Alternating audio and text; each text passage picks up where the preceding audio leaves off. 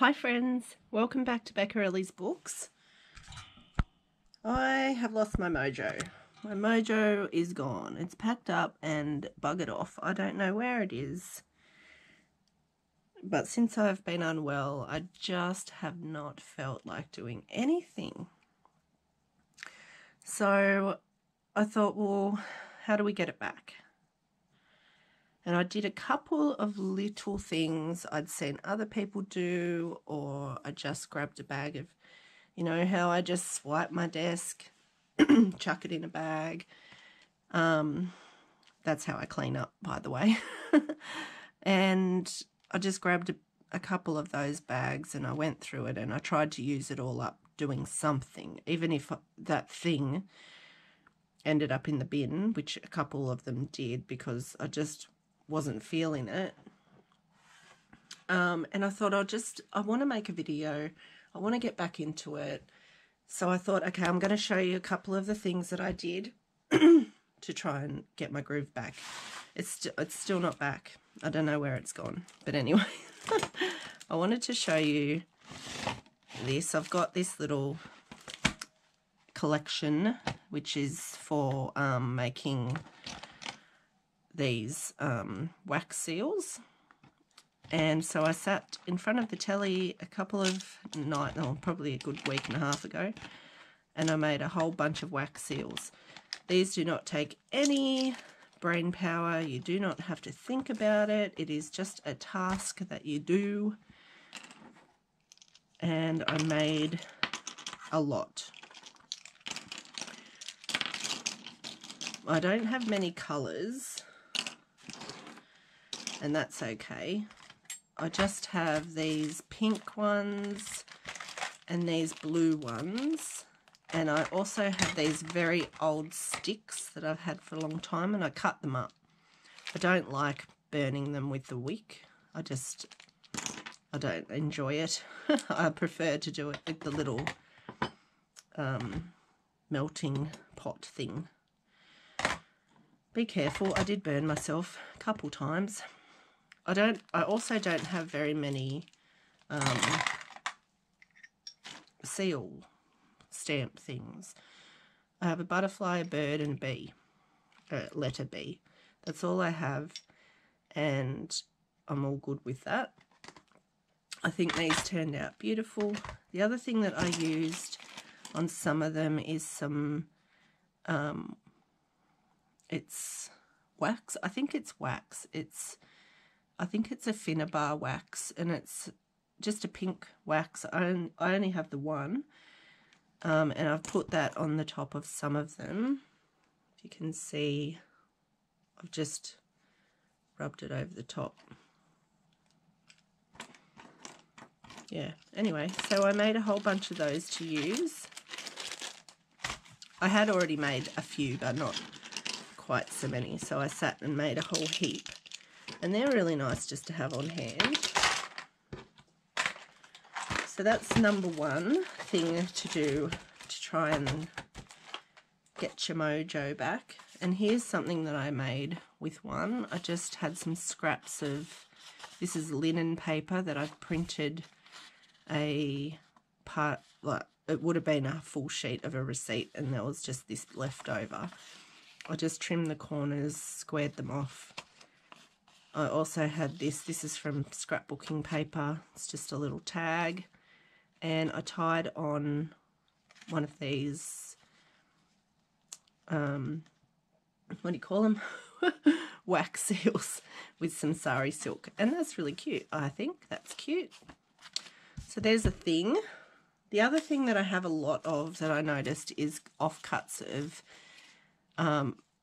all different kinds of paper, but mostly lined paper, and I just had a whole bunch of it in strips, you know, like I'd taken the inserts out of a exercise book and then I'd cut it down to size so I had the bottom or the side or whatever. So I made some booklets, and I just used scraps of book page. That was an image from a kid's book, and some music sheet, and I put a sticker on it. Just used a little stapler, and there's a little booklet. So they were easy, not a lot of brain power needed for that.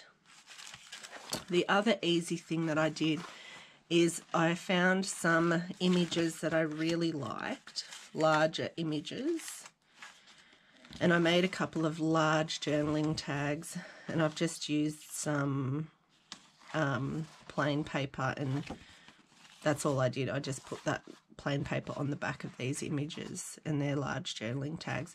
I can further embellish or round corners, ink them or whatever, but I did something, you know. I did something.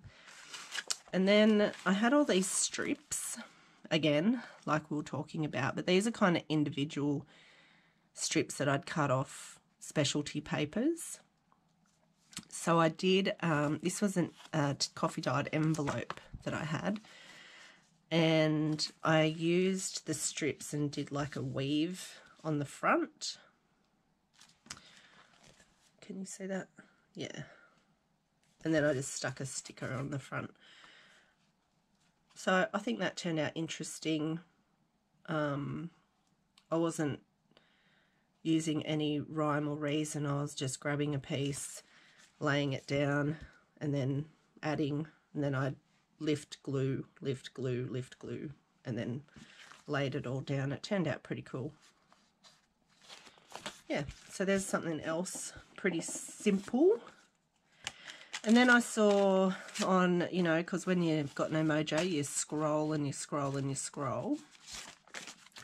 And I found, you know, just a short of someone making envelopes out of squares of paper. So I grabbed some misprints, like this was the end of the ink. So you can see that there's kind of weird colorings going on, but it's still pretty, and I didn't want to throw it away, so I made an envelope out of that. This was a photocopy of something that I had, so I cut it into a square and made a little envelope out of that one. Here's another misprint of that. You can see the purple lines where your ink starts to go. Again, still pretty. I can embellish that further. There's another one where the ink started to turn. And this was just some pattern paper scrap that I had. So there's some pretty envelopes. They were really, really easy to make. Let's see, do I have a piece of paper and we can make one so I can show you how easy they are. Here we go. Here's just a book page. So what we need is a square. So to make a square, I literally just fold my piece of paper in to like a square like that. Try and make it, oh, will I make it all the way to the edge? I think I can, yeah, I will. Yep, so we just do our fold like that. And then we want to make it into a square, so we just take this edge part off. And in true Bec fashion, I haven't got a pair of scissors handy. Because I've been working mostly out in the lounge room. These are pretty forgiving, doesn't matter if they're not perfect. So then I made my diagonal fold both ways so that I could tell where I was folding to. So then I want to pick my edges, and I want this torn piece to be the body of the envelope, so that because this gets folded in, and I want to put these to the center.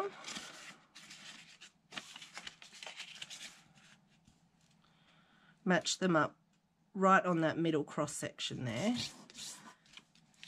and then just score those.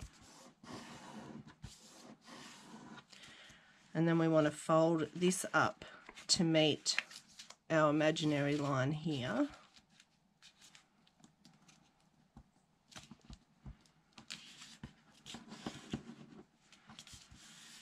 like that, and then we'll fold this bit down, and that will meet where our corner parts are folded, and then we'll fold that inwards and we'll glue that one down.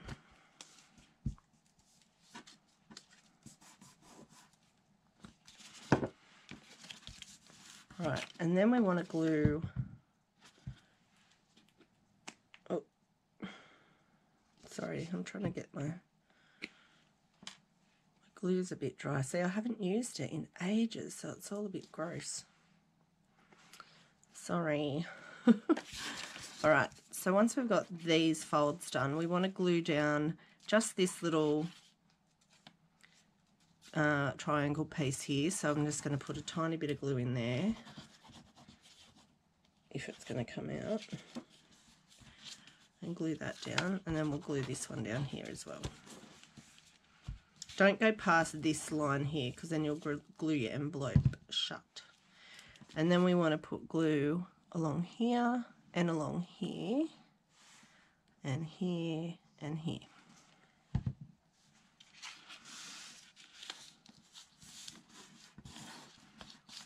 And just glue those down. And then we just need to fold our flap. You can fold it wherever you like. I like to have a little bit of a fold over. And then, if you have it handy, round this here, and there's a little envelope. It's interesting. You can, obviously you can cover it in whatever you want, but pretty cool. And again, no brain power needed, really. Once you get going, you can make a few. What else? I made some more of these booklets with the scrap. I just had this little card hanging around, so I used it as the cover, put a bit of lace on there. I also had these images here from a magazine, so I just backed them with some cardstock. What else have we got here? So I just had like some scraps of book covers that they were a little bit manky, so but the backing of them looked nice and aged, so I just covered the front part with whatever I could find. And this image here is from one of my cluster books,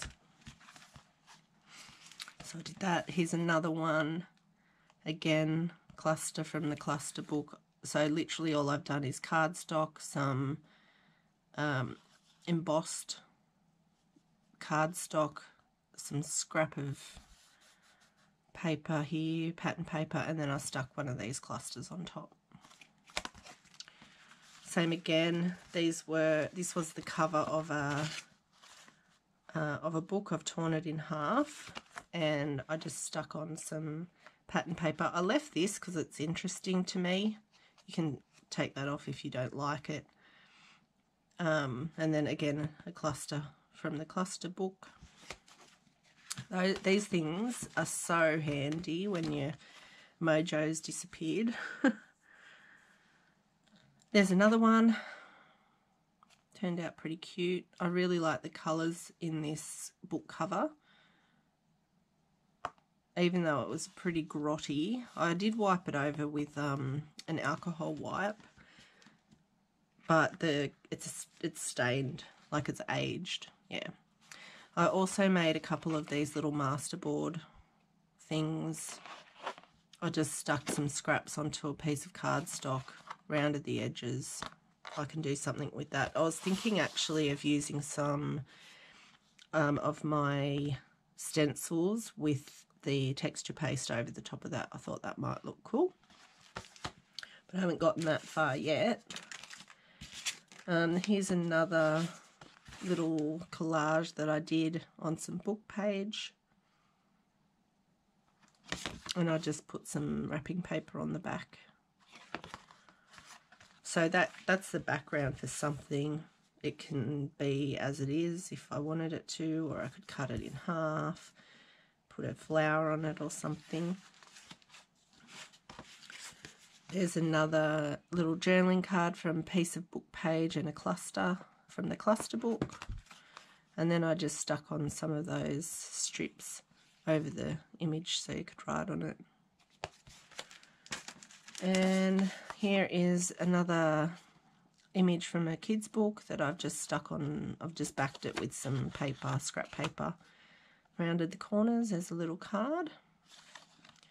So nothing super, like I think everything here, these things in particular, the things that I've put my cluster book clusters on, they're done. You know, that was super easy because the creative bit's already done for you. You've done it prior when you've had some mojo going on. So here is another cluster book. This is my original one, and it is falling apart. You know, some of them, I've used so many that it is falling apart, but it's not a big deal because it's not like I'm carrying it around with me. But if you wanted to, you could just put them in a little envelope somewhere. But yeah, this was my original one, and I use it. You can see I use it a bit. And then I made this one out of Tim Holtz stuff, really. Oh, and other things, but predominantly Tim Holtz stuff. Paper, stickers, people, die cuts, yeah. And then other sort of papers that went with it, mostly scrapbooking papers. But these are super handy just to have.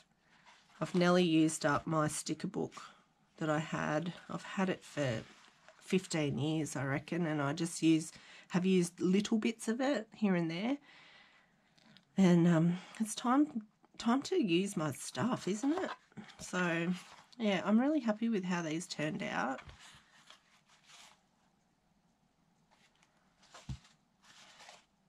And there's a lot of things I can do.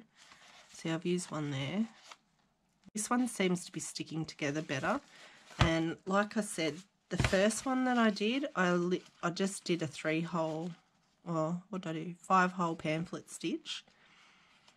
But this one, I did like a running stitch down here, like 1, 2, 3, 4, 5, 6, 7, 8, 9, 10 stitches. And this is holding together better. Admittedly, I haven't pulled as many out, and I didn't tear between each one for this one. So if I want to use it, I literally just need to get a ruler, which I don't have handy, of course, or a straight edge of some description, which I literally don't have anything handy. Wow, that's oh no, here we go. Got this little sanding block here, so I would put my straight edge wherever I want to tear it, and then just tear it towards the center, and then I can just tear it out. And then I've got this, then I could tear more. I can distress it with whatever I've got, you know, use my scissors, use my fingernail, use my distressing tool, whatever you got. And you can add that to something. What have I got?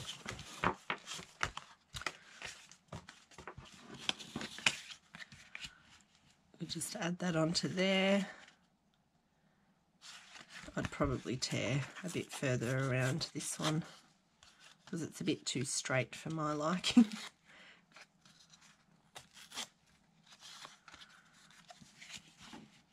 Yeah.